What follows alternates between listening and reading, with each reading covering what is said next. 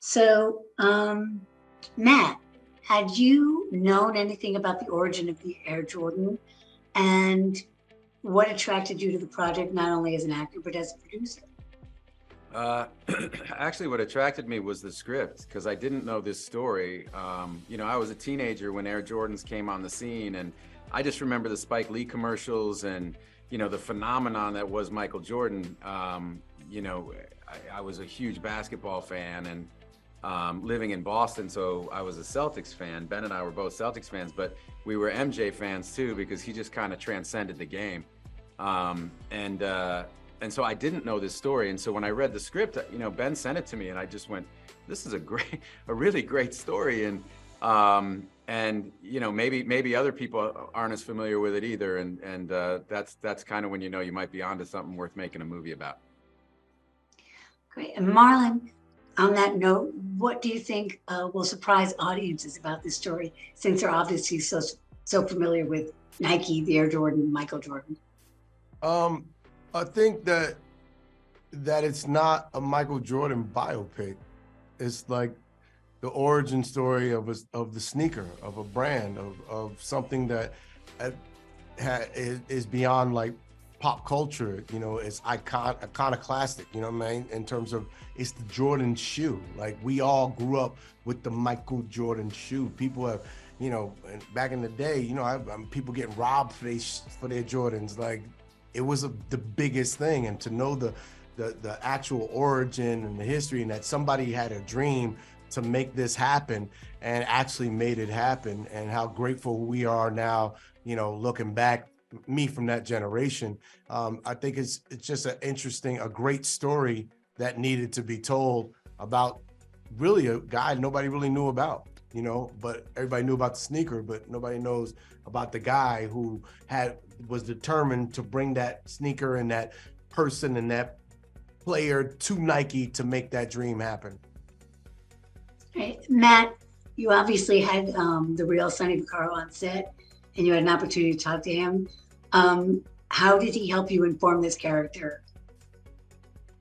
I think more than anything, what he said to me over and over again, and I think what he wanted me to take away was that this time was this incredibly optimistic and joyful time, in not only in his life, but in the lives of all of these people who he really loved, and it's this kind of odd group of kind of revolutionary, kind of renegade thinkers who came up with this and argued and pushed each other, and it resulted in this kind of landmark, kind of massive shift in our culture and the creation of sneaker culture as we know it today. And I think he really looked back on that time with this nostalgia, and because famously afterwards, people, he was fired, and there were some of these relationships descended into acrimony, like, but he said no, this time was absolutely joyful, and the best time of his life.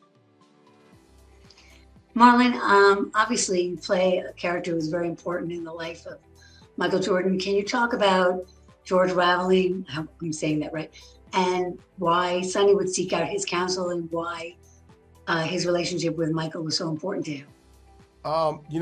George was a big part of like Michael's camp, and he coached him in the Olympics. And I think as a black man, it's hard to trust white industry, and a guy like George gave him the nod. And he also warned Sonny about the mom and the relationship and how to approach that, not just as from a business perspective and letting them know, hey, you're putting your career on the line, but letting them know, like, don't take the mother, the black woman, don't take her. He was giving them, the keys to the black kingdom, because black people, we funny. It's like, nah, you can't approach it that way. You're gonna lose her that way, and don't underestimate her. So I just think it was important for not just for Jordan to have him be a part of it, but I think it was important for George to be a part of Sonny's counsel as well, so Sonny knew how to step in approaching it.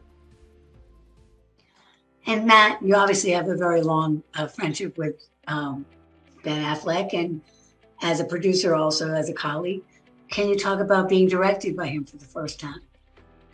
Sure. Yeah, it was kind of a natural extension, having written a bunch of screenplays with him and produced stuff with him over the years and acted opposite him. It felt very natural. It didn't feel like a change really at all.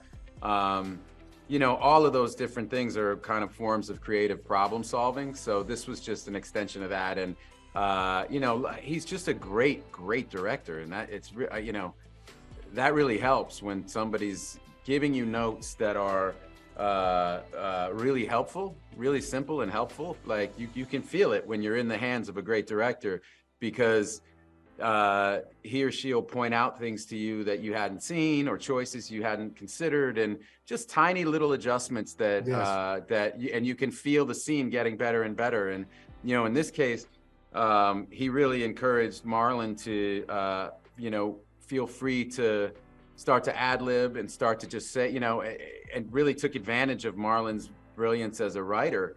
There's all these ad libs that are in the film that just came out of Marlon, and what it did was it surprised me, and I'm laughing in the scene, like what we really needed the scene to establish, on top of everything else, was that these guys were incredibly great friends, and so. Right. Marlon and I hadn't met, so we go into a scene cold together, and by the end of the day, we've got this scene that's really, I think, really great, and you completely believe that these two guys go way back, and they're friends, and they've got this shorthand the way they talk to each other, and he's given me the piece of counsel that I need to kind of carry on my journey. So the scene did exactly what we needed it to do in the film. Yeah, and I will. Ben is a really great actor's director as well. It's one thing to work with a camera, it's another thing for you to care about your shots, but to really work with actors and give us direction without like forceful direction. It's just somebody to guide you. Try it that way. I like your approach, but think about this, consider this. There's certain words that he uses that you, as an actor, it still allows you the creative freedom to explore.